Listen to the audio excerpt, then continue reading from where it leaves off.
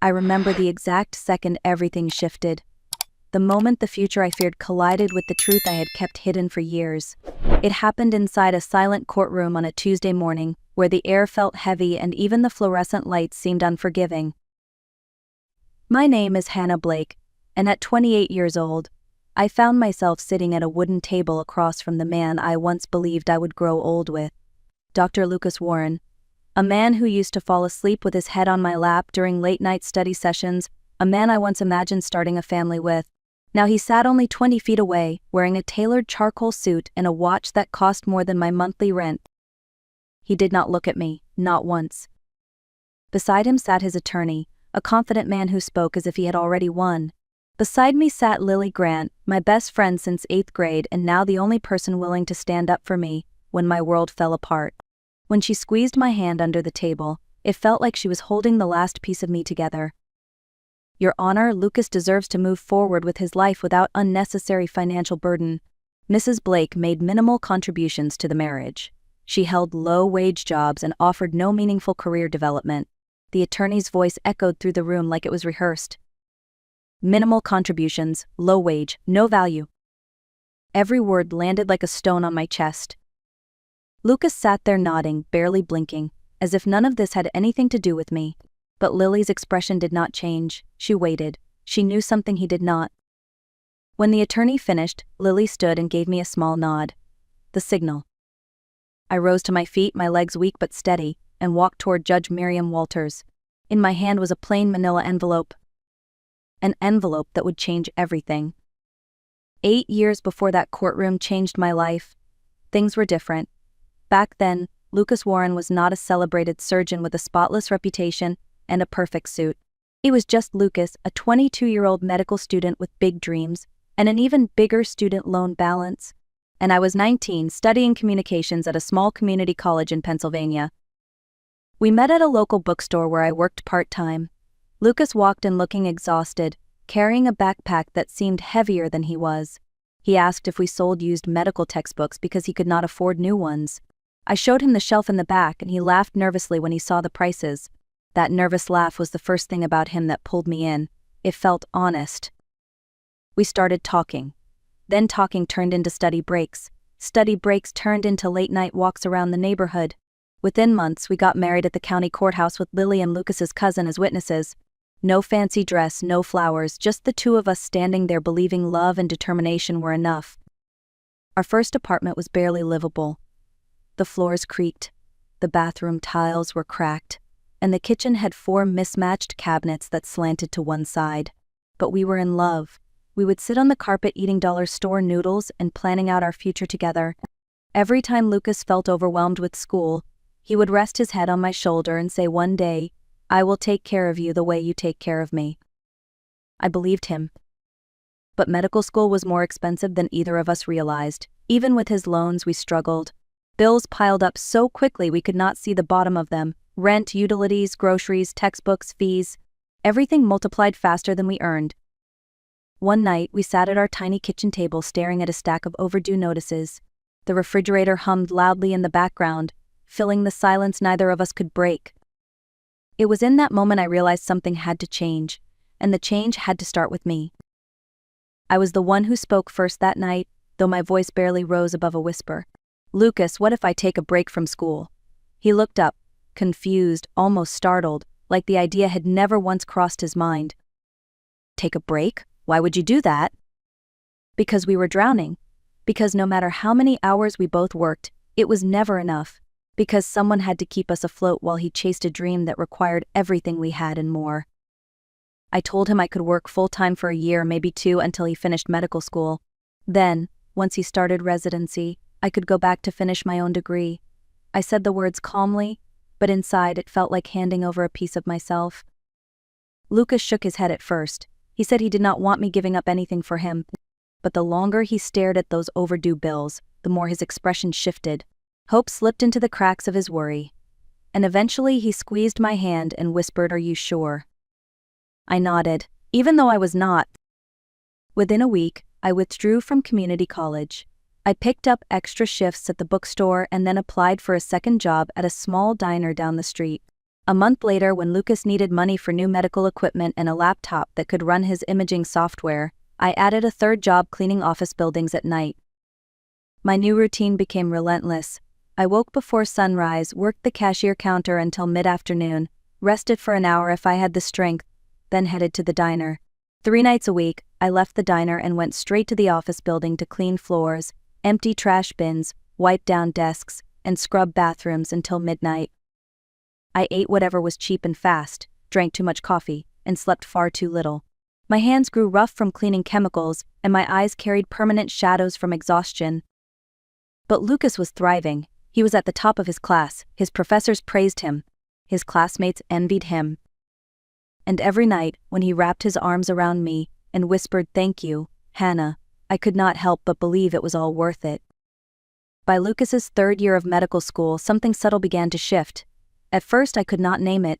It was in the pauses between his words, in the way he hesitated before introducing me to new classmates, in the new world he was entering while I stayed behind in ours. His clinical rotations placed him in one of the largest hospitals in the region. Suddenly, he was surrounded by people whose lives looked nothing like ours. His classmates came from families with lake houses, trust funds, and weekend trips to Aspen. Their spouses wore tailored coats and talked about art shows, architecture, and vacations I had only ever seen on TV. The first time Lucas invited me to a small gathering with them, I tried my best to fit in. I wore my simple blue dress and practiced small talk in the mirror. But the moment we walked in, I felt painfully out of place. The room smelled of expensive perfume, and the conversations floated around me like a language I could not speak. One woman looked at my hands and asked if I worked in healthcare too. Before I could answer, Lucas cut in quickly, saying she helps out here and there. His voice was light, but his eyes darted away from mine, like he didn't want anyone to know that the reason my hands were dry and cracked was because I scrubbed office floors until midnight. After that night, he stopped inviting me to events. The differences between us grew sharper. He started commenting on the clothes I wore, asking if I had ever thought about dressing more professionally. He suggested I watch the news so I would have something to contribute to conversations. He stopped kissing me goodbye when I left for my early shifts, saying I smelled too much like the diner's coffee station. Bit by bit, the man who once thanked me for every sacrifice began to look at me like I was holding him back. And for the first time, I wondered if I actually was. Our 8th wedding anniversary arrived on a quiet Tuesday in October. I remember waking up that morning with a kind of hopeful determination, the kind you get when you want so badly to bring something back to life. I had planned for weeks, saving every spare dollar I could from my diner tips. I left my cashier shift early, losing half a day's pay just so I could prepare. I made Lucas's favorite meal, the same chicken parmesan I used to cook in the tiny apartment where our love once felt larger than our struggles. I found a simple cake at a small neighborhood bakery. I even lit a few candles I had bought from the dollar store. The apartment looked warm again, like a home rather than a place we simply passed through. I wore the nicest dress I owned, a soft navy blue one I had bought years ago. I curled my hair the way Lucas used to say he loved. For the first time in a long time, I let myself imagine that maybe tonight things could feel right again. But 6 o'clock came and went, then 7, then 8. Finally, at 8:30, I texted him, "Are you coming home soon? Dinner is ready." His reply came 15 minutes later, "Stuck at the hospital, emergency consult." My heart sank, but I tried to be understanding. He was a doctor now. Emergencies happened. But when the front door finally opened at 9:45, Lucas did not walk in wearing scrubs. He wore one of his expensive suits, and he smelled faintly of a perfume I did not own. He barely glanced at the table I had spent hours preparing. When I whispered that it was our anniversary, he sighed as if I had inconvenienced him. "Some things are more important than dinner, Hannah, you need to understand that." But it was not the dinner he dismissed that night. It was me. The days after our anniversary blurred into something heavy and airless. Lucas barely spoke to me except to mention his long hours or upcoming meetings. Then, one evening, I came home from the diner and found a large envelope on the kitchen counter with my name on it. Inside were the divorce papers. No conversation, no explanation, just legal pages spelling out how little I mattered. He offered me almost nothing. A tiny settlement and $1,000 a month for 2 years. After 8 years of marriage, after 6 years of me working myself into the ground so he could become the successful doctor he now was. The message was clear. In his eyes, I had contributed nothing. That night, I sat on the bathroom floor and read every word on those papers until they blurred. The woman staring back at me in the mirror looked older, smaller, worn thin. My hands were cracked. My shoulders slumped. My spirit felt scraped empty. That was how Lily found me. She used her spare key when I didn't answer the door. She took one look at me sitting on the tiles and silently lowered herself to the floor beside me. She wrapped her arms around me like she had 100 times before when we were kids. Except this time I felt breakable in a way I never had. "Hannah, he is not going to tear you apart like this," she whispered. "Not if I have anything to say about it." I shook my head. "I have nothing, Lily. No career, no savings, no degree. Nothing to fight with." Lily cupped my face with both hands. "You have the truth. And that is more powerful than anything he owns." And just like that, the first spark of a fight I thought I'd lost flickered back to life. Once Lily decided to take my case, she approached it with the kind of determination that could split mountains. She told me to gather every document I had kept over the years, old leases, saved receipts, pay stubs, tax forms, anything that could paint the picture Lucas was trying so hard to erase. We spent evenings sitting at my tiny kitchen table, sorting through 8 years of our life in stacks of paper. Lily highlighted, circled, and took notes until her pen ran dry. She asked questions I had never thought to ask myself. Who paid this bill? Whose name is on this lease? Who bought this equipment? Where did this money come from? The answers were always the same. Me. Mine. I did. Piece by piece, a different story emerged. One Lucas hoped no one would ever look closely enough to see. Then came the turning point. Lily was scrolling through my old bank statements when she paused, leaned forward, and squinted at the screen. "Hannah, do you remember a tuition issue during Lucas's 3rd year? Something about his student loan being delayed." I nodded slowly. He was panicking. If the payment didn't go through, he would have been dropped from the program. We were desperate. Lily turned the laptop toward me. "Your account shows a $40,000 loan deposit that same month. Do you remember taking out a loan that large?" My breath caught in my throat. Yes, I did. The loan was in my name. I had signed for it alone because Lucas's credit was already buried under medical school debt. I had given every dollar of it to him so he could stay enrolled. Then Lily found it. A folded document buried in a file I had almost thrown away 2 years earlier. A promissory note. Lucas had written and signed it himself, promising to repay me once he became a practicing physician. "Hannah, this is huge," Lily whispered. "He told the court you made no direct financial contributions. But this is proof. Ironclad proof." But that was not all. When Lily requested Lucas's financial records through Discovery, another transaction surfaced. One I had never known about.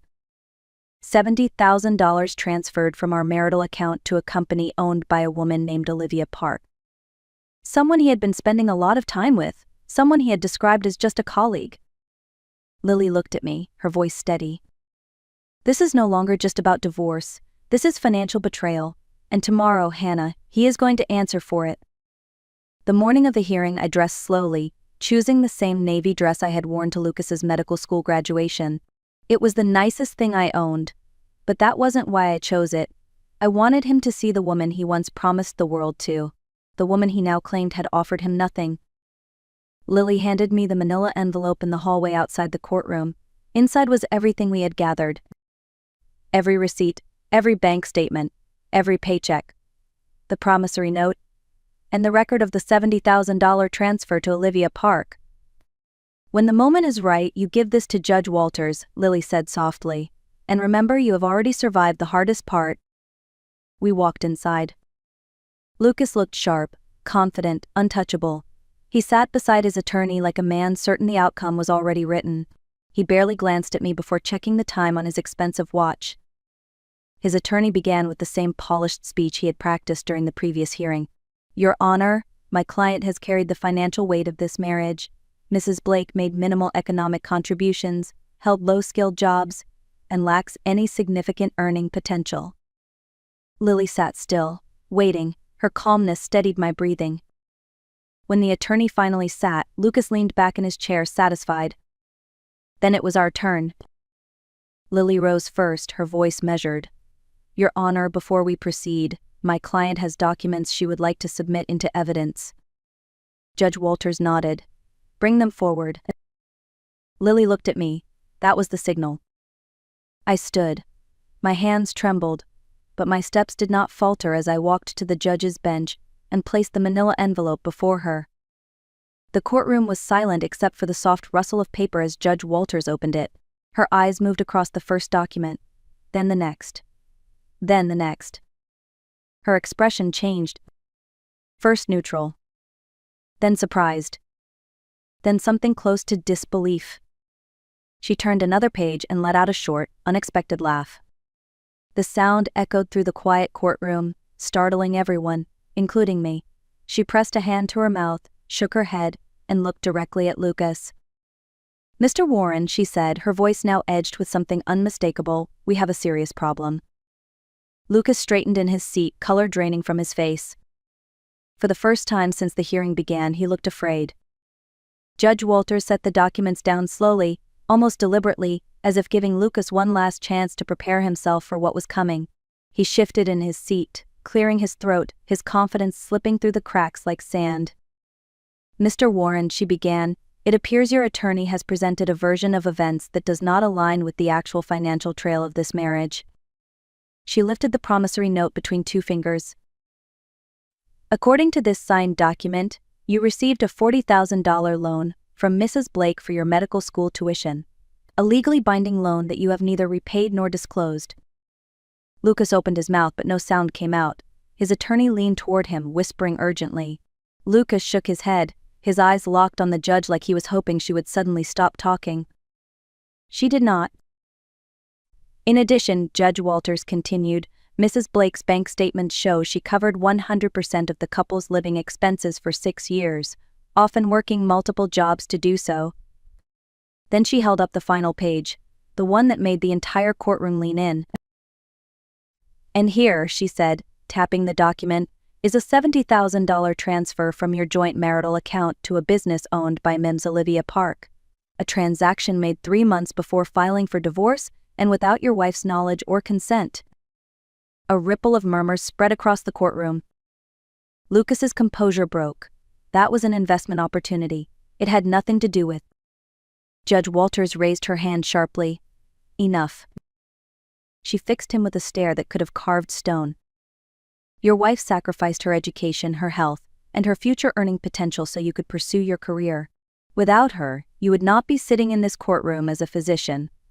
For you to now argue she provided minimal contributions is not only dishonest, it is insulting. Lucas swallowed hard, his attorney sat frozen. Here is my ruling. She spoke each sentence with a clarity that made the room feel electric. You will repay the $40,000 loan plus 6 years of interest, totaling $56,000. Half of all marital assets will be awarded to Mrs. Blake, including retirement accounts and investments. Given her sacrificed opportunities, she is granted compensatory spousal support of $4,000 per month for 6 years. And finally, the $70,000 transferred to Ms. Park's company must be returned to the marital estate and divided equally. Lucas slumped in his chair, stunned, defeated. As for you, Mrs. Blake, the judge said, turning to me with a gentler tone, this court recognizes your contribution for what it truly was, the foundation of his success. Then she struck the gavel. We were adjourned. And just like that, the future Lucas thought he owned slipped out of his hands. 6 months passed, and for the first time in years, life felt quiet in a way that did not hurt. I had moved into a small but bright apartment on the edge of town, a place with sunlight that pooled on the floors each morning and windows that opened without getting stuck. It was nothing luxurious, but it was mine. I enrolled in the business administration program at the local community college. Walking into a classroom again after so long felt surreal, like stepping into a version of myself I had once abandoned. But this time I wasn't there for anyone else's dream, I was there for mine. The first semester was hard. I was rusty, nervous, and older than most of my classmates. But I studied. I stayed late. I asked questions. I pushed myself the way I once pushed Lucas, except now the effort was poured into a future I could actually call my own. When my grades came back, straight A's glowed across my screen. I stared at them for a long time, letting the pride sink in. Then an email arrived, a scholarship for non-traditional students, covering my full tuition for the next year. Lily took me out for coffee to celebrate. She said she always knew I would rise, even when I didn't believe it myself. I laughed because for once I could feel the truth in her words. A few days later, I walked past Metropolitan General Hospital on my way home. Through the wide glass windows, I could see doctors and nurses weaving through the lobby. Somewhere in there, Lucas was working, wearing his white coat, living the life he had chosen. I stood there for a moment, expecting something: anger, sadness, regret, but none of it came. All I felt was peace. I had spent 6 years building someone else's future. Now I was finally building my own. And for the first time in a long time, I could see it clearly. I could feel it growing, steady and bright. If you've ever rebuilt yourself after being broken, or if you've walked away from someone who never saw your worth, let me know where you're watching from. And don't forget to like, share, and subscribe for more true stories on the art of revenge.